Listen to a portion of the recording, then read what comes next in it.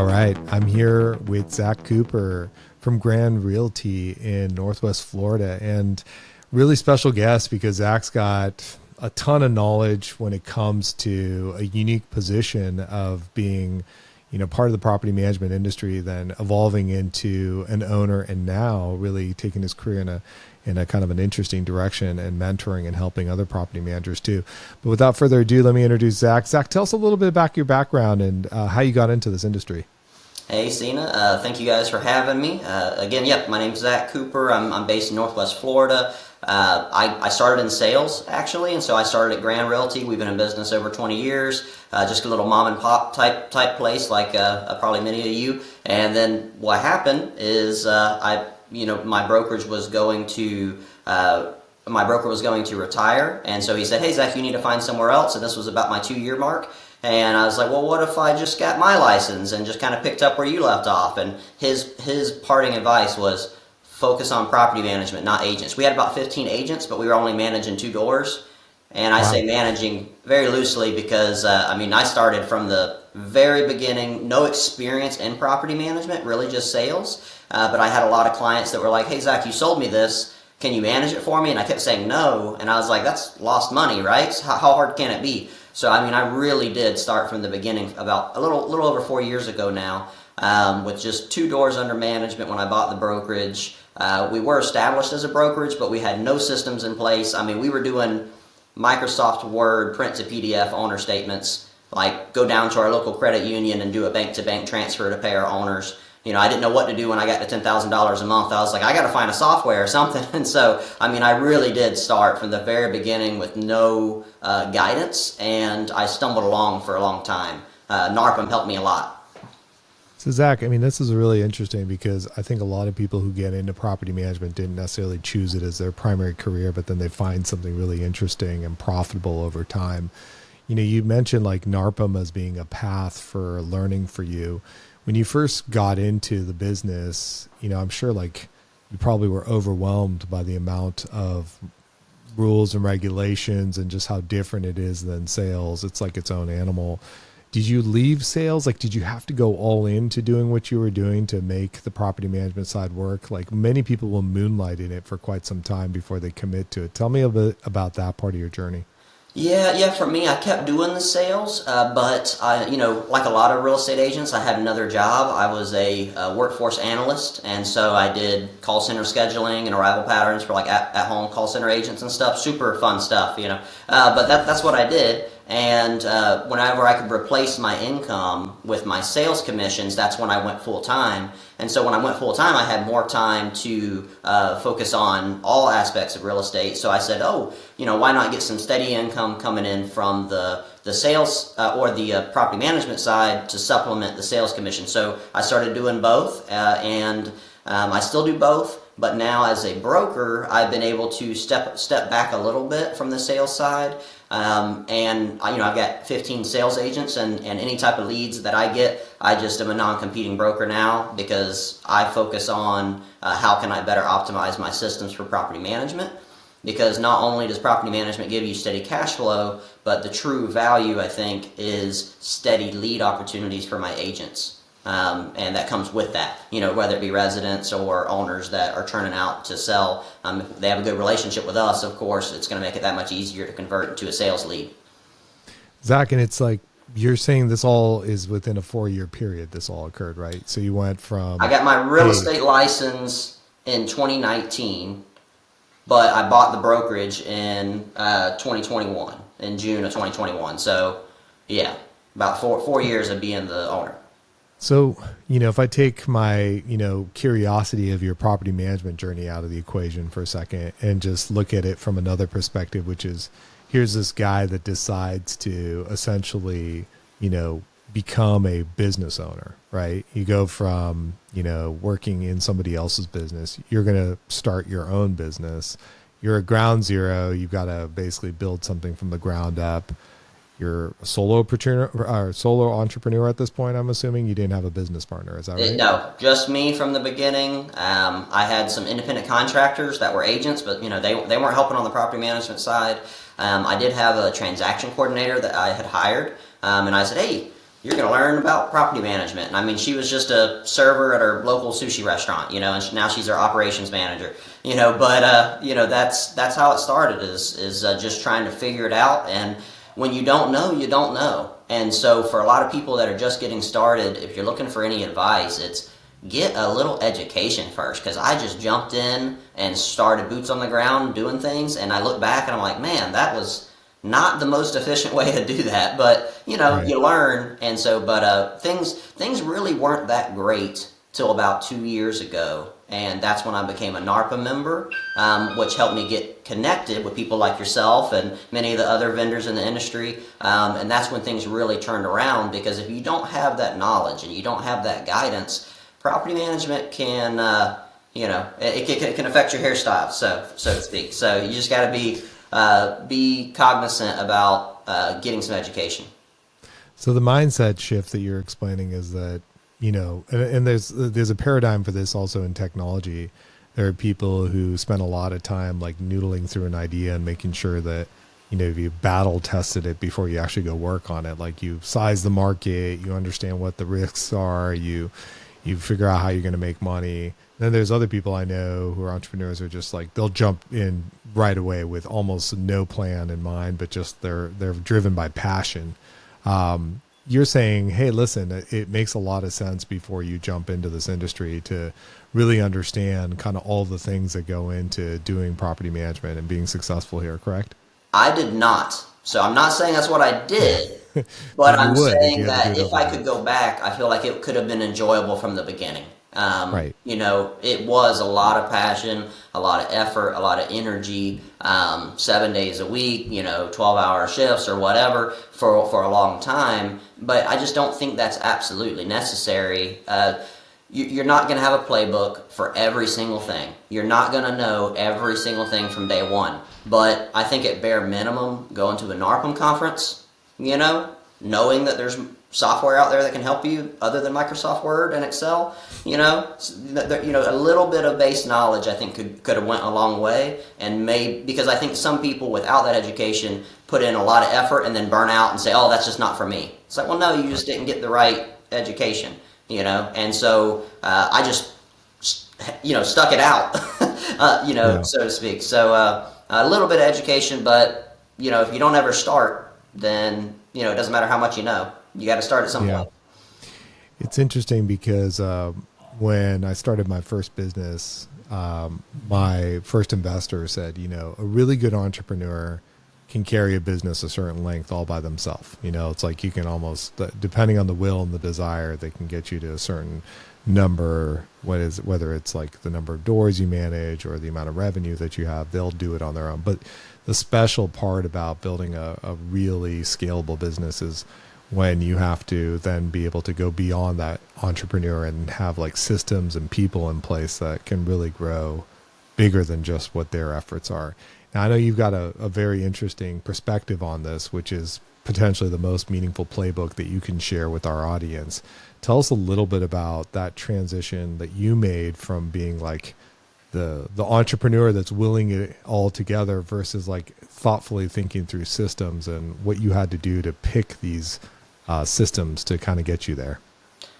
Well, it all starts with you start making a little money and you realize like, oh, this is great. If I work a little harder, I'll make a little money.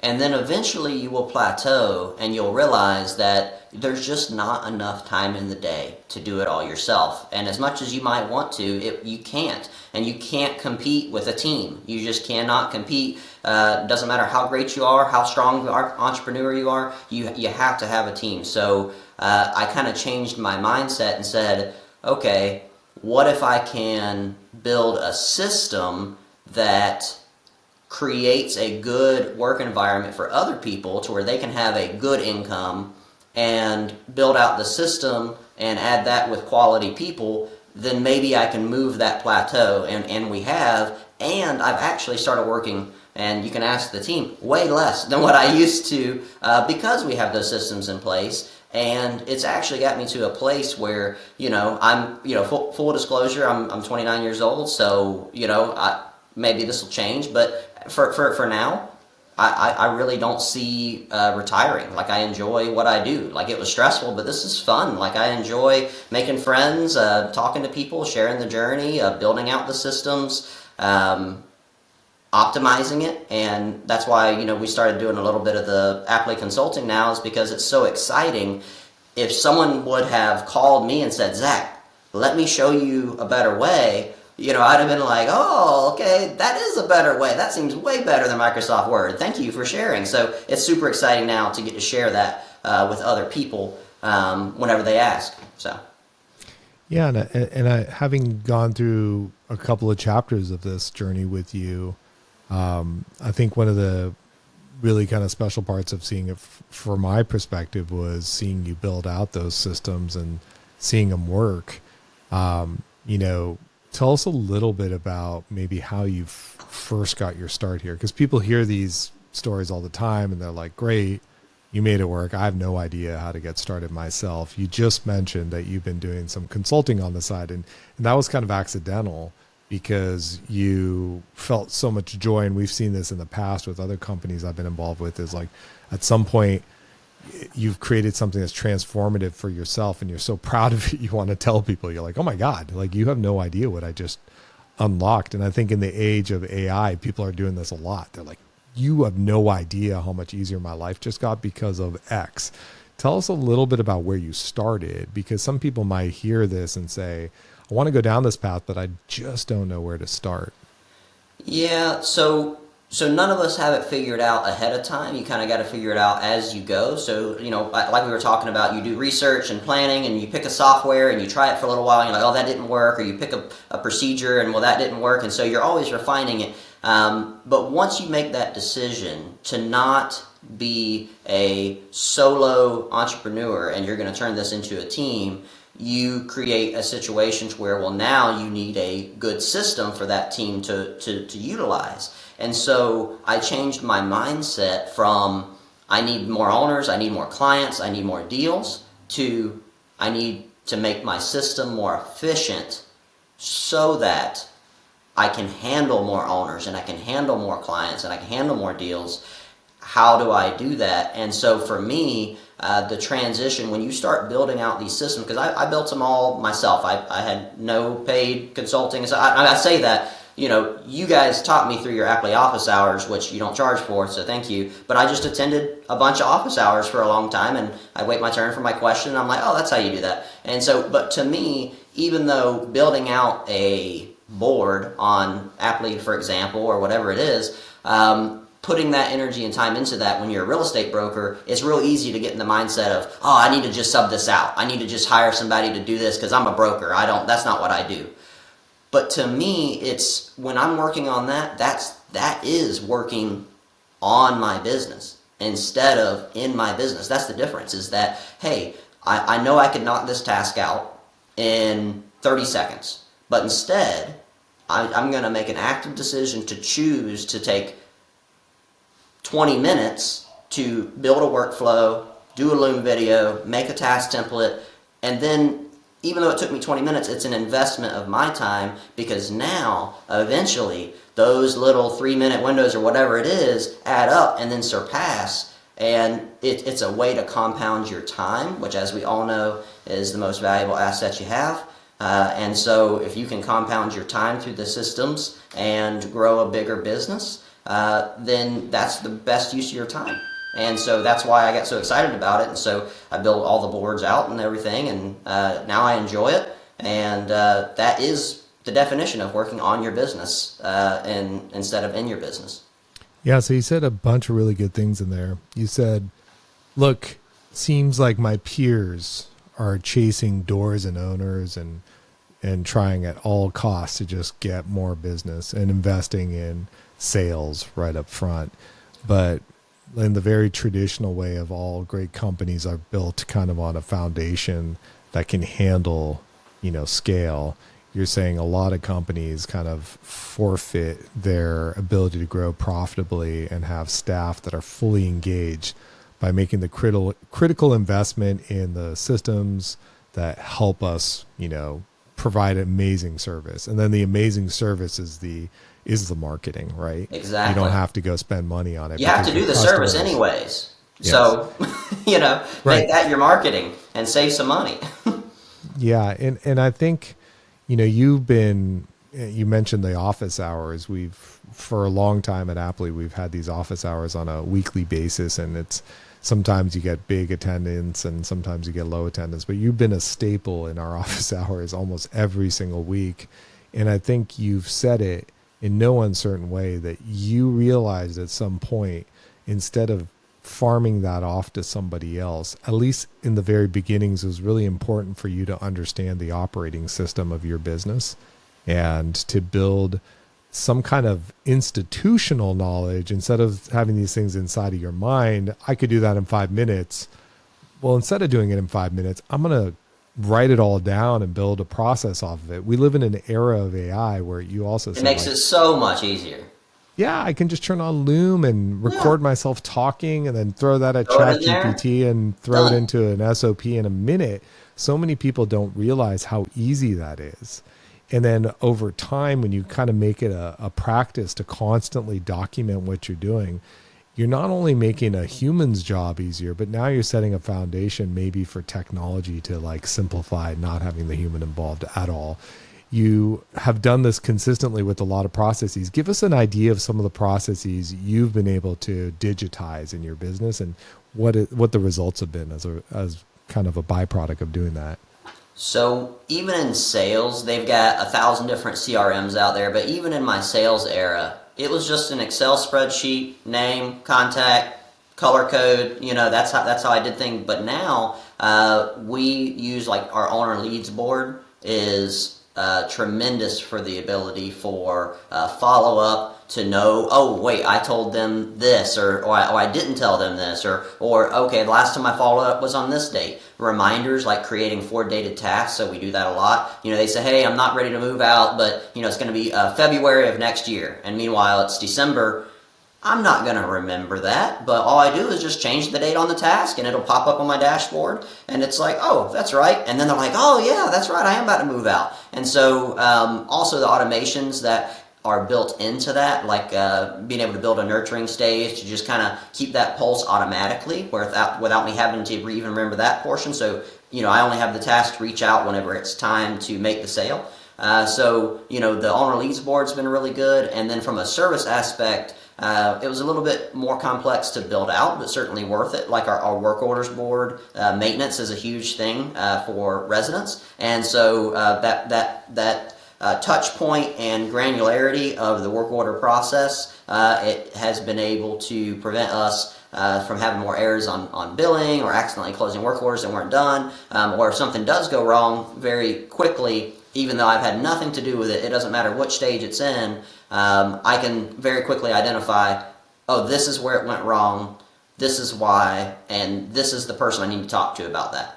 And then it clears up all of the confusion of before I had those systems in place, everyone would say, oh, I thought Greg was going to do that, or I thought Chelsea was going to do that, or you said, it's like, no, the task was assigned to you. Here's the task template. Here's where it says to do that. Here's the day and time you checked it off. That's a people problem, not a system problem anymore, right? Or maybe they didn't get the task. So that's a system problem, something I need to work on, right? And so work orders helped a lot. And then we did a communications board that started creating a service level. So we were using like Google Voice whenever we first started. Well, when we first started, it was my personal cell, and I quickly learned that wasn't going to work. But we used a shared Google Voice line, but then we didn't know who responded and if it's been responded, and we get, you know, on that Monday after a holiday, you know, messages would get buried and the email would get lost or the text would get lost and they wouldn't get a response, which is unacceptable, right? Well, now literally none of our owners or residents go unanswered. Like that doesn't happen anymore because we have a service level expectation set up to where it generates a task for the person that's responsible to respond to, say, the resident or respond to the owner. And we're getting even more complex with it now. I'm playing around with tagging and reporting to start generating some reports for maybe it did go out of service level. Maybe somebody was out that day, and why did these go out of service level? And so we're going to start tying KPIs to that for everyone's quarterly performance bonuses. And so there's just a lot that has been able to happen now that certainly couldn't happen when I was just using Excel. Yeah. So saying it back again, you're saying that part of the magic of leveraging a system, some kind of technology, was holding people now accountable.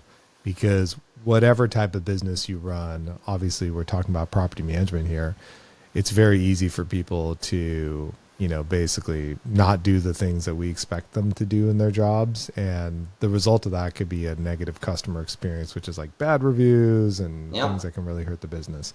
A lot of finger pointing.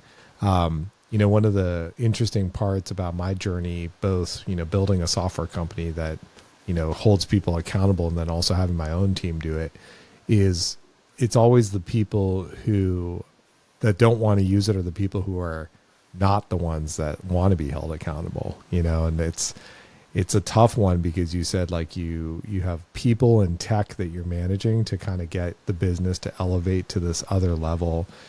Give me some advice about when you build all those systems and it starts to accentuate a person that doesn't want to either buy in, or you're finding that a person potentially isn't buying in because they just don't want to do the work that you're asking them to do. Have you come across this in your business, and how do you manage that?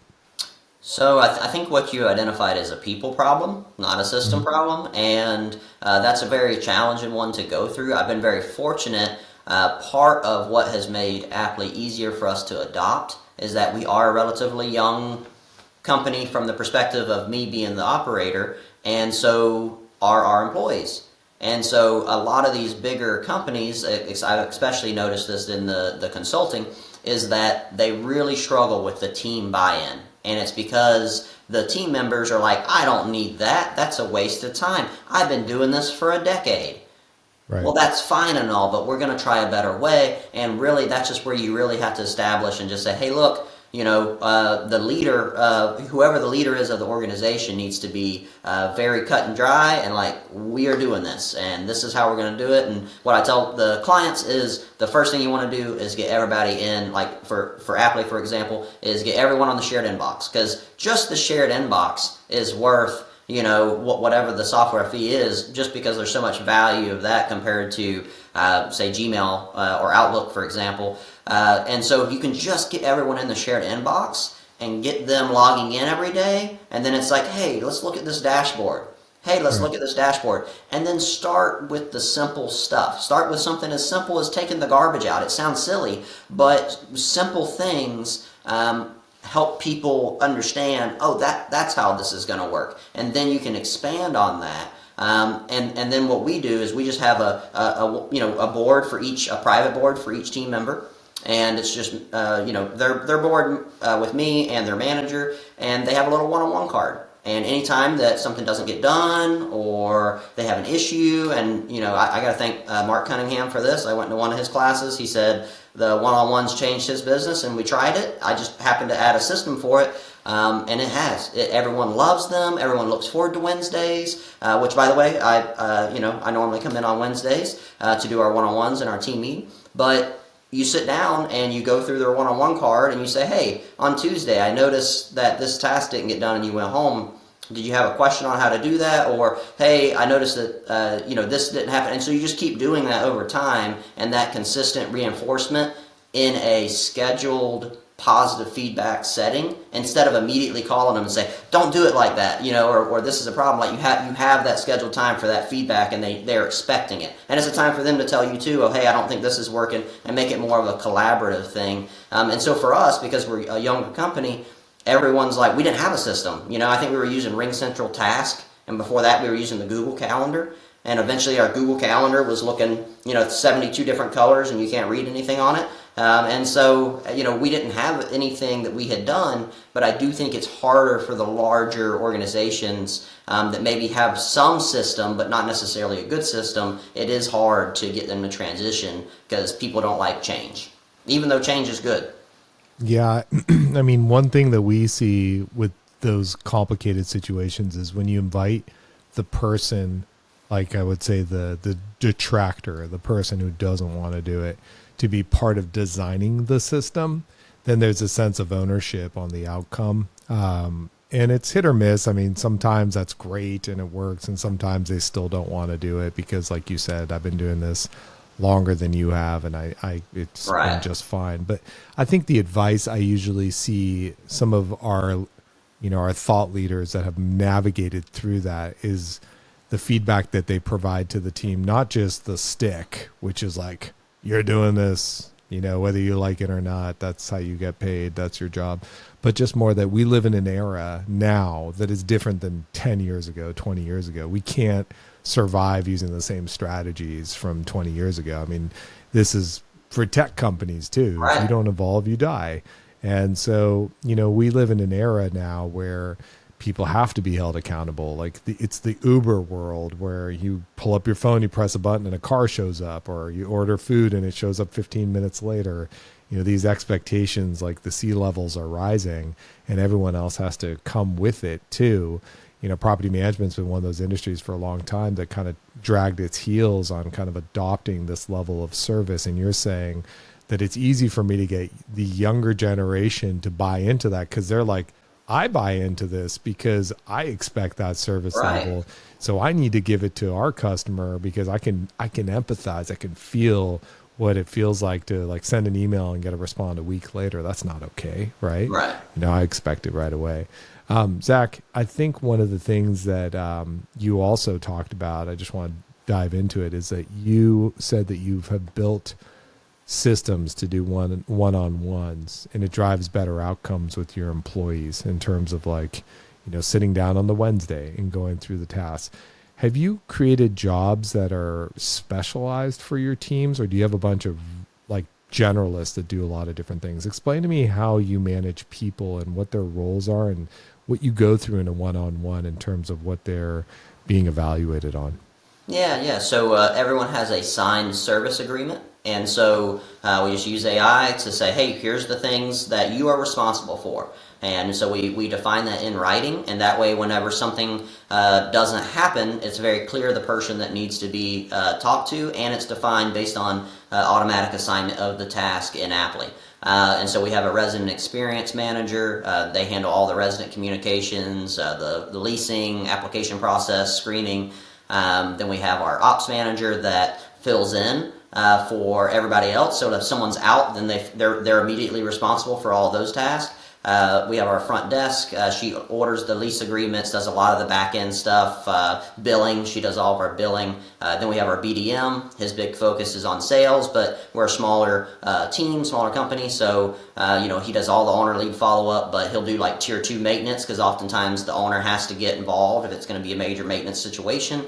And then we have an after hours team, which is just like a husband-wife combo. They don't even come into the office. They work from home all the time, but they do all of our maintenance, all of our work orders, tier 1 stuff. And then we've got myself. And so I think that's everybody. And yeah, that's how the process goes. And then my operations manager, she makes sure that all the tasks are moved along. And then so a lot of the automations will automatically set priority based on what's typical. But if she recognizes, oh, hey, this needs to get done faster, it's super simple. She just goes to their dashboard and says, oh, I'm going to change this one to high and move this one down to low priority. And then all of our team, everybody works off a dashboard. We're in the dashboard every day. We start at the top, sort to today, ASAP task. When you're done with those, go to high, go to medium, go to low. When you're done, you're done. And so eventually, we're really not there yet, but our long-term goal is to build a task-driven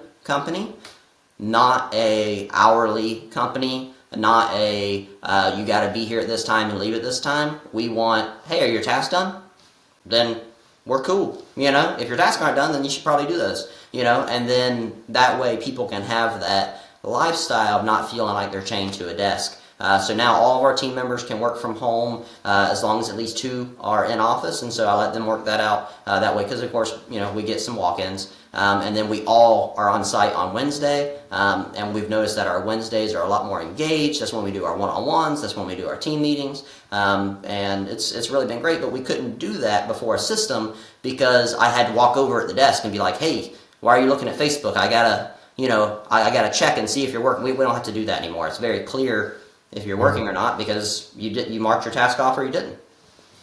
Yeah, it's funny you're evoking a lot of like personal journey things for me with Aptly. When we started the company, my co-founder Adam, which you've met, I was trying to convince him after doing Propertyware to do another startup, and he's like, "Here's the deal: I'll never work in an office again. So if that's the goal, I'm not going to do it." And I'm Right. like, how can we grow a business without having people in an office? How can I tell if Zach's doing his job?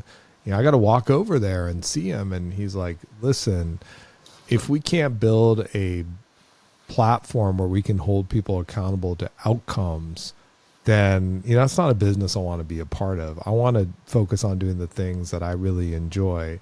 And when my work is done, I want to be done. And that could be some days less than the normal punch in the clock, punch out the clock. And other days I may have to grind it out a little bit longer because it's what we need to do." But I think as we have built Apply and used it ourselves to run our business and having a very large remote team, I can't imagine if you pulled away that tech, how we would survive. Like if you go back to you're saying like the calendar and the other things, it would be impossible. The outcomes that we're driving because we hold people accountable to things that align with my business goals have been transformative. They've literally, like you say, like I now have my life back. I can do these other things, blah, blah, blah. For us, it's allowed us to like really spread our wings and do things as a company that I would have never imagined. But, it took a leap of faith to say that we're going to be really focused on building something on the front end that's a system that we can count on and continually evolve it, because many customers go in and build these systems and then they're like, "I did that 3 years ago. Why should I have to touch it?" But realistically, you have to constantly evolve it, right? It's not something that you set and forget. Absolutely. But at least when you're working on it, you're working on your business, instead of in your business. And so that way it can grow. And to me, I really see it as a disservice to my team for me to take an owner phone call, for me to take a resident phone call. Even though that's what I started was property management, now it's a disservice because I'm not moving the needle forward. All I'm doing is everyone's pay is going to stay the same. We're not going to grow. Everything's going to be the same unless I work on the business. And I think everyone kind of understands that now. So they're like, "No, let me handle that. So you can go to Aptly office hours, Right. Right. and so yeah, definitely." So then this latest chapter for you, which is really interesting, I feel like every time we saw you in the real world, you'd be at the conferences and you're like, "Let me show you what I did. This is really cool." And you were showing us really innovative ways that you've been able to grow your business using kind of a simple approach. It's not like there's any kind of like rocket science to it. It's just like, "Hey, here's this tool. I'm expanding my, ways that we're going to use it and hold people accountable or automate things." And then we announced our solution providers platform, and you jumped in immediately. We're like, "That's what I want to do." What motivated you to work with other people and share what you had learned? Well, just going back to my journey of the first 2 years being painful and not understanding because I didn't have anyone to tell me. And then joining NARPM, I had people tell me and say, "Hey, why don't you try this? Why don't you try that?" And that was a game changer for me. And I remember the excitement. That's been one of the best parts of my life is like, "Oh, there is a way. I don't have to, scrap all this. I can actually do this. And there's a system and there's a procedure and I can build this. And there's systems out there." So that was so exciting for me when other people shared it to me, that whenever and I'm not saying I've figured it out, you're always learning. There's going to be a new board tomorrow that I have to make. I mean, it's always evolving. It's like you said, if you're not growing, you're dying, right? You have to keep changing. Change is good.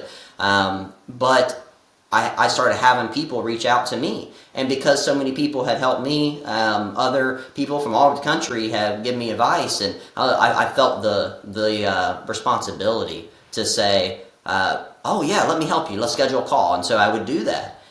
Because my systems had alleviated some of my time, and I still like to work 12 hours in a day, so sure, let's do this. And so I did a number of those calls and answering phone calls, emails and stuff, and then all of a sudden I was like, "Man, this is almost feeling like a job. Like I'm doing this a lot and I haven't charged anybody, and that wasn't even on the radar. I'm just trying to help." And eventually I got to the point where I said, hey, look, I'm sorry. I'd love to help you, but I've already got like 3 other calls this week, and I just, I really just don't have the time. I'm sorry, And then they ping me back and they're like, well, we'll pay you. And I'm like, okay, That's a well, great idea. yeah, Right. now, Share my I mean, that knowledge. might work. Right. And that's kind of how it started. So now, like we have our, I joke with the team. It's like we have our big team meeting every Wednesday in the conference room. We go through an agenda and all that stuff. And essentially, I'm paying people to listen to me talk. But now there's people that will actually pay me to talk to them, and I'm like, hey, that's awesome. So that sounds fun. So that's kind of how it got started. And by charging, it enables me to spread the love and help more people that way. To invest your time. Yeah. I think, it's funny because like we've spent quite a bit of time with a very colorful group of people who do solution consulting, and they're so different. Like every single one of them is so different. And people will sometimes be like, who's the best? I'm like, they're all very different. And it really Right. just depends on you and meshing with somebody that you connect with their journey to where they're at, and bestowing the knowledge that they're going to give you and designing the things that you feel like you identify with. So like with you, Zach, I think what's really interesting, and my feedback to everything I've learned about you, is that you took what I see a lot of people struggle with for a long time, and you immediately kind of jumped in really fast. Like you said, I'm the kind of guy that just jumps in, very little planning. I just want to go Let's in. figure it out. But you immersed yourself to really understand all the things, and you're very curious, and through that curiosity and through experimentation, you're constantly evolving ways to do things smarter and better. And because you've also kind of, like you said, you're of a certain genre or an age group where like there is no resistance to trial and error, and the focus is really about, making things simple and easy and making people's lives better, transparency, accountability. These are things that I think, are very natural for you, and for the people that I know that you've connected with and that you've been helping. Like they're like, that's me. And some other people will connect with folks that are like, no, I'm of a different era than you. Like I'm from the 80s or the 70s, and the way Right. we do things are a little different. I think part of like as a business owner, when you decide to make an investment in just the concept of building systems that can help your company reach the next level, is when you're going to bring someone in to help you, you have to believe in the vision that they're pitching. Like you're in sales, right? Like sales coaching, there's millions of sales coaches, but sometimes you hear one sales coach methodology and you're like, I agree with this, right? So Right. in a nutshell, your approach, I think, is for the people who really are, they want to dive in quick and they want to learn and continue to evolve, because that is really your philosophy, isn't it? Yes, and be willing to change and open to evolve. And just because this is the best way today does not mean it's the best way tomorrow. Like there's plenty of work to do, and there's plenty of different ways of doing things. But I think undoubtedly the world is going to continue to change, and if you're not willing to change with it, then that's probably going to show on the profit line eventually. So a couple of hot take questions for people who are listening to this and probably have some questions that they may want to reach out to you. Number one is, how do you feel as a result of kind of the last 2 or 3 years, which has been somewhat transformative for all industries, but property management specifically, through the use of like automation and technology to do the things? How are you seeing the type of owners that you're attracting into your business, the people that want to work with you? You mentioned that like the quality of my product speaks for itself, and I get a lot of leads from owners, but there's been a lot of talk about like how the amount of leads that you're getting and the customers that you're attracting are getting harder to get in front of them. What kind of techniques are you using today to kind of show the excellence of your processes in your sales cycle? What are you doing to kind of help sell? So a lot of the leads are already warm when they come in because of the services that we provide, and so that helps a lot on the sales side because they're already like, hey, my brother's been using you guys for 2 years, and I'm going to rent my house out. It's kind of a done deal, I mean, because it's already been sold. But we do in-person consults, so owner consults. So we make every effort we can to get them to come into the office so we can have that relationship and build a relationship with the client from the beginning, rather than a transactional. And I've actually had owners on the phone say, well, this is transactional for me. And I just tell them, I say, okay, well, then you should probably hire a different manager because it's not that way for us. I'm going to be your consultant in regards to, your property, and, we need to be on the same page about how we're going to manage things. This isn't just how much do you charge, okay. And so building that relationship from the start has, made our churn rate, very, very low from the beginning. And I feel like the systems we use have attracted, you were asking like what kind of client is it attracting? A higher quality, higher expectation client. A client that when I need you to upload funds to pay for this AC, you upload funds. But whenever you ask me for a bill or why was this charged this, you get a response, and so it's kind of that mutual respect of, hey, these are my expectations of you, and these are my expectations or your expectations of me. And so it's actually made it more scalable. And you can ask, most property managers know one of the most important parts of making your company work is your clients. And I'd much rather have a high quality owner that's going to be responsive than someone that's not. So you should do the same for your clients.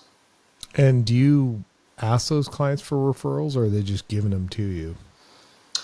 We have started, so full disclosure, I've been spending all my time on focusing on the systems, and they just come in because we just do. No one can beat us on the service level. They just can't. They can't. And then they're like, how do you answer the phone 24/7? How do you have a 99% answer rate for the last 24/7? Well, because we have systems in place, that make it easier for us to do that. And you're trying to do it without the system. So of course there's no way to, it's like you were saying, there's no way you could run your company. Now there's no way I could run my company without having those systems in place. And so we have started a little bit, like going into next year. We met all our benchmarks that we set for this year and on our business plan. But for next year, we are going to do a little bit of, hey, active outreach. Do you have a friend, family that needs some assistance? But right now, we're just onboarding them as fast as our owner boards will let it work. Yeah, it's we talk a lot internally about the effects of AI and automation on our industry. And sometimes when I say that, people immediately gravitate to think about like robots doing everything. But actually, you are the poster child of where I think AI and automation is going to disrupt the industry. Meaning, you're a small team that can offer amazing service, do almost no marketing, come into a market and basically take an incumbent and hurt them very badly because you're doing things faster, smarter, more efficiently. And for our listeners who are watching this, this is the effect of AI on our industry. And we're seeing automation and AI basically not do the job of the human, but make one human more reliable, accountable, and responsive than their counterpart at another company, and be able to out hustle them without even working harder. Like, you're essentially letting your team do the quality work and provide amazing service. And Grand Realty is like my worst nightmare if I'm the guy who's had the business for 20 years in my market. And here comes Zach, who just started 4 years ago with nothing but an idea in his head and the right systems to crush me because I'm not willing to make the change. Like, literally, Zach, we talk about guys like you and we say, this is the threat. So being that persona, I think it's really interesting that you're a walking embodiment of what can happen to a company that's not willing to adapt, because there's a Zach in your market that's going to come and do this to you. I agree, and I can certainly attest to that, being a member of our local chapter of NARPM, I'm great friends with all the other brokers in the area, And there are some that do have the mindset that's like, well, I've been doing it this way for 30 years. And I mean, hey, that's fine. But they don't want to change. And it's like, I don't know how they're ever going to have the service level that we do. I just don't see how it would be possible. Yeah. It's really, really, really insightful. Zach, what kind of parting advice do you have to folks who want to get into building this? Like, what kind of things do you help them with, and how could someone reach out to you if they're interested in working with you? Yeah. So I am a property manager first. I'm doing this consulting stuff because you guys created a pathway for me to be able to help more of my NARPM friends, and so I'm doing this kind of value-based pricing model. Thanks to my real estate investments and the efficiencies and Aptly and stuff, I just calculated it and I said, okay, when I'm working, it's about $500 an hour. I just threw a number out there. I said, okay, it's about $500 an hour is what I put a value on my time. And so in that story I was telling earlier where people were reaching out and saying, hey, can, I schedule this? I said, no. And, I said, I'm sorry, I'd have to charge you like $500 to even do it. I just didn't have time. I want to build my systems, right? And then they said yes, and then I did the call, and they pay me, and they're like, oh, that was invaluable. So schedule a call with me. And it's no contract, nothing like that. I'll show you my systems. I'll show you how I did it. I will tell you what a good roadmap is to how you can set your systems up the same way, and tell you my journey. I just went through it. And I can tell you, we use Rentvine, RingCentral, Z-Inspector, a lot of the big names. And so, I can show you how we did that. And I certainly know that the value's there. Many have said that it is.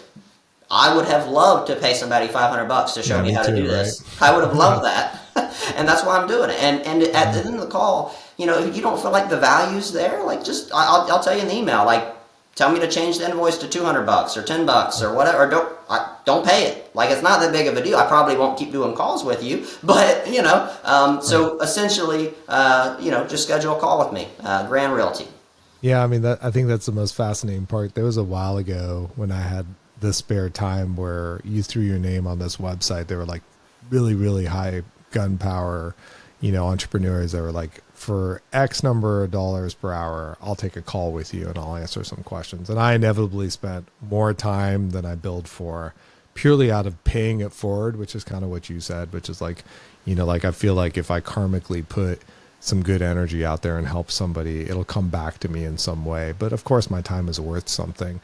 But my gosh, like being able to have like an hour of somebody's time who has gone through something I'm just about to do and can kind of shortcut me to understand the pitfalls I might be facing. How powerful is that? And I think that's the difference between you versus other solution providers, is really because you're like, literally, you're still working in the business. You're doing this as your day job too. So we appreciate you, Zach. And thank you so much for joining us. I hope this was knowledgeable for everybody else. Again, he's Zach Cooper from Grand Realty, and hopefully we'll see you again in the future.